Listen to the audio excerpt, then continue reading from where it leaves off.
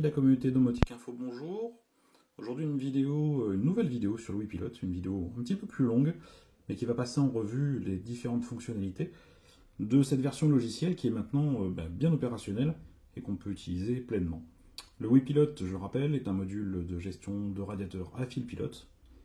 Je sais, je ne suis pas allé chercher bien loin pour le nom. Donc 6 ordres fil pilote. Et on a également la possibilité de mesurer la consommation de la charge électrique qui est branchée, donc le radiateur. Et également, via le second connecteur, de relier une sonde one wire pour la température et une boucle contact sec, par exemple pour détecter l'ouverture d'une fenêtre et ainsi intervenir sur le chauffage. Et bien on va tout de suite regarder dans le vif du sujet. Donc là je suis relié avec ce radiateur Bolero qui est actuellement donc en mode éco, comme on peut le voir, à 15,5 degrés. Et j'ai allumé le WiPilot. Comme je ne l'ai pas configuré avec mon réseau Wi-Fi, il a créé son propre point d'accès, qui est ici. Et quand il est dans ce mode-là, on peut y accéder avec l'adresse 192.168.1. Et de base, s'il n'a pas d'information Wi-Fi, la première chose qu'il va vous demander, c'est sa configuration. Alors, on peut tout à fait déjà récupérer un certain nombre d'informations, on n'est pas obligé de le configurer tout de suite. On peut par exemple demander son statut. Et là, le WiPilot nous remonte, j'essaie de faire la mise au point, voilà, qu'il est en mode éco, que la température de la pièce est de 24,4 degrés. Contact false veut dire qu'il n'y a pas de rupture dans la boucle de contact. Et la puissance actuellement, 0 watts, puisque, je rappelle, le radiateur voilà, est à 15,5 degrés sans consommation. Si je fais un test rapide et que je change son mode de fonctionnement, je vais le mettre par exemple en mode confort, par une simple requête, mode confort OK. Et là, on va voir que tout de suite, voilà, le radiateur est passé à 28 degrés, donc j'ai forcé un mode très très haut pour qu'il y ait une consommation électrique. Donc là, on voit le petit symbole de résistance pas forcément très clair, qui veut dire que le radiateur est en train de chauffer. Donc si je rafraîchis l'information de statut,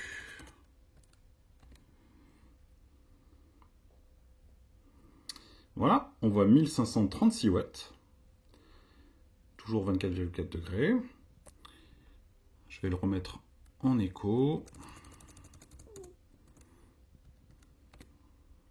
Voilà. Et ça, ce sont les fonctionnalités où on va aller pousser des instructions et réaliser des requêtes vers le WiPilot. Mais ce qui pourrait être intéressant, c'est que le WiPilot génère lui-même ses propres notifications vers le système domotique. Et ça, on va pouvoir le faire. On va d'abord, dans un premier temps, configurer l'accès Wi-Fi. Donc pour ça, c'est très simple. Je vais lui donner un petit nom pour que je puisse le retrouver le plus facilement sur mon réseau. Je lui donne le nom de mon SSID, le mot de passe. Alors je fais attention. Hop là. Voilà. Et un mot de passe si je dois revenir en mode point d'accès Wi-Fi autonome. Voilà. J'envoie.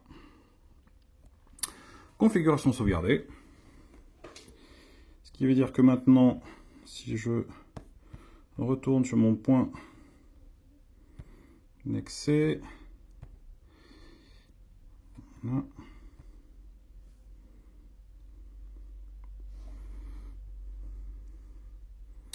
Donc actuellement, voilà, je n'ai pas redémarré le WiPilot, donc je vais le redémarrer. Et à peu près dans un délai de, on va dire, une dizaine de secondes, je vais le voir réapparaître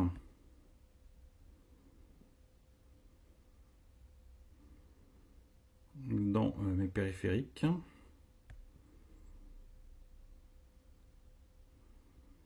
Voilà, il est réapparu ici, WiPilot.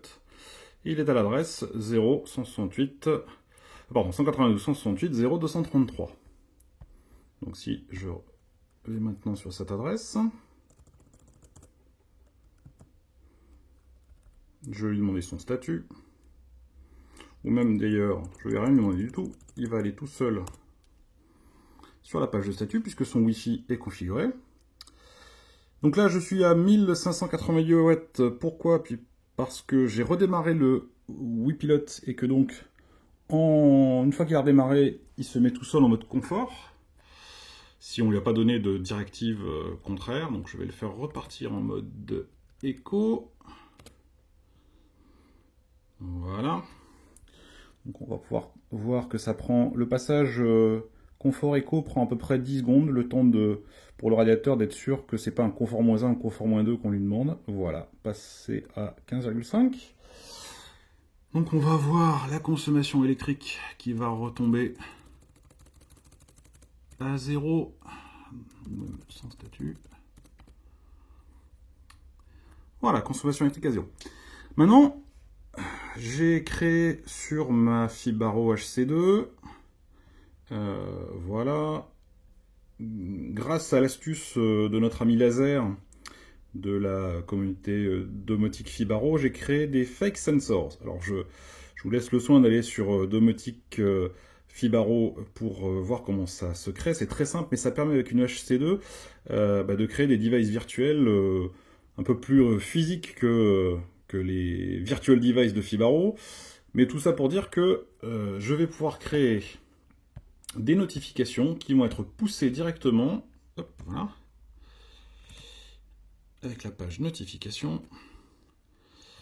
Je vais pouvoir créer des notifications qui vont pouvoir être poussées directement soit vers un HC2, soit vers un FHEM, un JDOM, enfin bref, tout ce qui peut recevoir une requête HTTP de type GET, PUT ou POST. Je vais tout simplement commencer par une requête pour la puissance. Sur la HC2, c'est une requête PUT. Le device que j'ai créé, c'est le 665 pour la puissance. Je vais donner les logins et passwords de ma box pour pouvoir s'y connecter.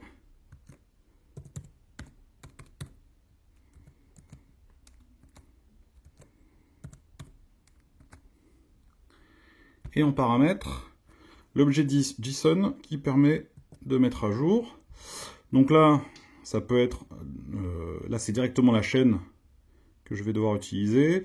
Et en fait, la variable $$power, c'est ce qui contient la puissance remontée par WiPilot. Mais là, je pourrais mettre n'importe quel objet JSON. Là, j'ai choisi celui qui est compatible avec les fake sensors Fibaro. Donc là, pour l'instant, je suis bien à 0 watts. Je vais valider. Voilà. Configuration Power Saved. Comme je suis en écho, j'ai toujours 0 watts. Voilà, 0 watts ici. Et maintenant, si je passe le radiateur en mode confort,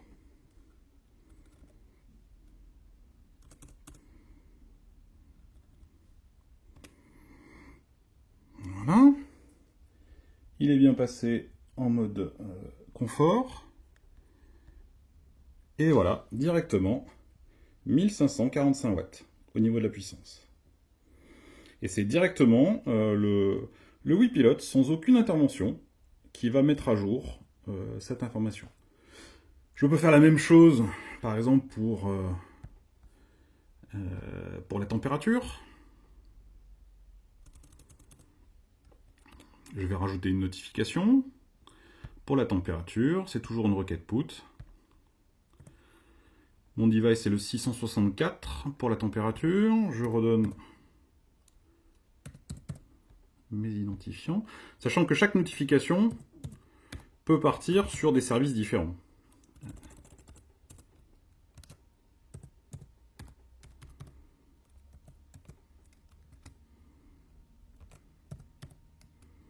Toujours difficile de taper avec une seule main. Et ce coup-ci, c'est la température. Configuration température sauvegardée. Et là, on n'a plus qu'à attendre la prochaine mise à jour de température.